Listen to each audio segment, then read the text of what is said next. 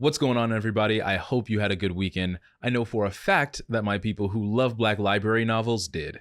There aren't too many new releases that we've never seen coming this week, but the Saturday pre-order is going to be wild. There's a new faction dropping, along with more books that I've seen in a Saturday pre-order in a very long time, along with some redesigned models. But I'm HoodGuard, and this is your Monday Warhammer wrap-up. Let's get into it. There is no peace amongst the stars, for in the grim, dark future, there is only war.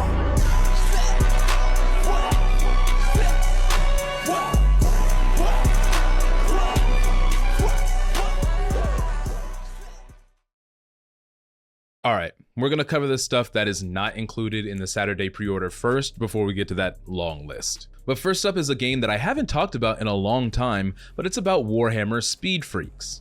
If you're unfamiliar, this is a kind of Twisted Metal-esque game that takes place in the Warhammer universe exclusively with the orcs. It's a combat racer that uses orc vehicles, and I played a little bit of it during its first open beta and can confirm it is very fun. And after a few months of waiting, it is finally coming to early access on August 6th. It is free to play and anyone can download it from Steam, so check it out tomorrow when it comes out. Even though the Blood Angels had a huge release last week, there are 2 more models coming for the Blood Angels that are going to go along with that release. And the first one is the brand new redesigned Sanguinary Priest. The Sanguinary Priest of the Blood Angels not only act as apothecaries for the chapter, but also as partial spiritual guides. Blood very obviously plays a very important role within the chapter, and they are the keepers of the genetic heritage of the Sons of Sanguinius. They somewhat changed the pose from the old Sanguinary Priest and also took the chalice out of his hand. I do like that this model has a lot of small details like the vials and the chalice on the hip, but I don't know, I kind of miss his old pose holding the chalice. The second model coming is a new captain model. Blood Angels definitely have a kind of different aesthetic to their armor than the other chapters of Adeptus Astartes. They tend to feature relics or decorations that stand apart from their armor, and a lot of the officers' armor will feature some type of bodily sculpting. For instance, Dante's armor is very form-fitting. You can even see in the example in the bottom left here how close a captain's armor can get to Dante's. I'm also seeing from the example pictures that the captain is going to have a little bit of posability to him. There's some variation in the weapons and how you can pose the arms. I might be on the fence about the apothecary model, but I do really like this captain model.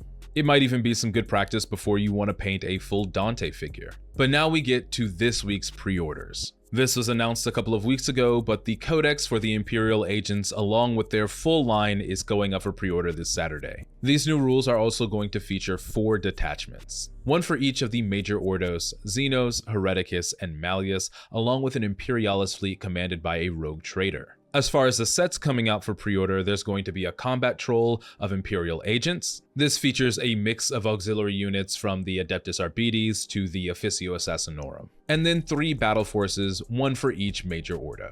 There will also be a few standalone models going up for pre-order, including Watch Captain Artemis and a Navis Nobilite Navigator. But all this is really just a rehash. We knew this was coming a few weeks ago.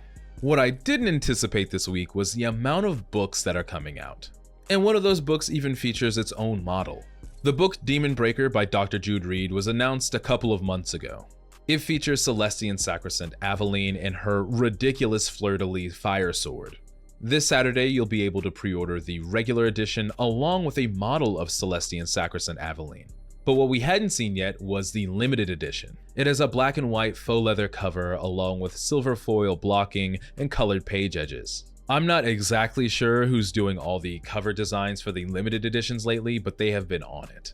And it's something to think about getting if you are a big fan of the Adeptus Sororitas.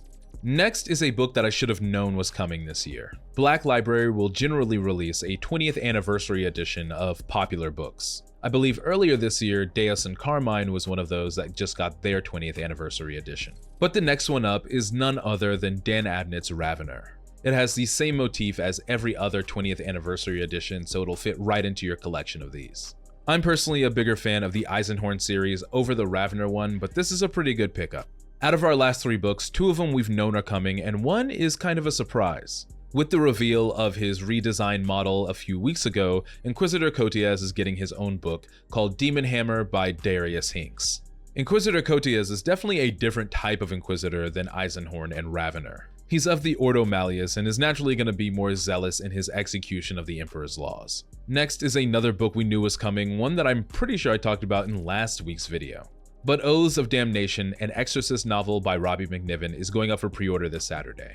We've already talked about this book before, but I am glad that out of the 3 that were announced last week, this is the first one coming out. And to round us out today is an omnibus that I had no clue was coming. This is Saints and Martyrs, an Adeptus Sororitas omnibus. It'll feature 3 novels, Celestine the Living Saint by Andy Clark, Ephriel Stern, The Heretic Saint by David Annandale, and The Triumph of St. Catherine by Danny Ware. I feel like this is the year of Sororitas novels, and this just continues to prove me right.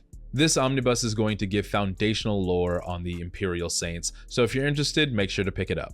Alright my friends, that is going to about do it for today. Make sure to leave any questions in the comments below, leave a like, hit that subscribe button, and I'll see you all in the next one.